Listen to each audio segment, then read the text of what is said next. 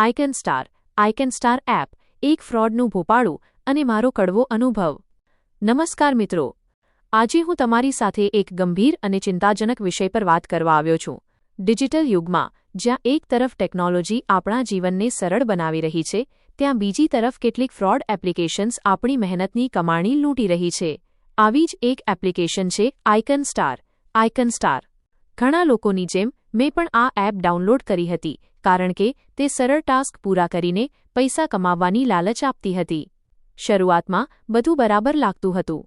નાના ટાસ્ક પૂરા થતા, થોડા પૈસા પણ મળતા, જેનાથી વિશ્વાસ બેસવા લાગ્યો. પરંતુ આ બધું એક મોટા ફ્રોડનો ભાગ હતો. થોડા સમય પહેલા મારા આઇકન સ્ટાર વોલેટમાંથી અચાનક 398 રૂપિયા કપાઈ ગયા. મારા માટે આ ખૂબ આશ્ચર્યજનક હતું કારણ કે મેં કોઈ ટ્રાન્ઝેક્શન કર્યું નહોતું.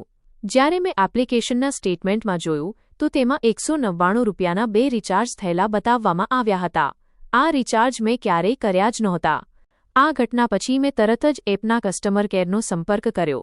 મને આશા હતી કે તેઓ મારી સમસ્યાનું નિવારણ લાવશે, પરંતુ તેમનો પ્રતિસાદ ખૂબ જ નિરાશાજનક હતો. તેઓએ મારી વાત ધ્યાનથી સાંભળી નહીં, મને કોઈ સંતોષકારક જવાબ આપ્યો નહીં અને મારી સમસ્યા પર કોઈ કાર્યવાહી પણ કરી નહીં.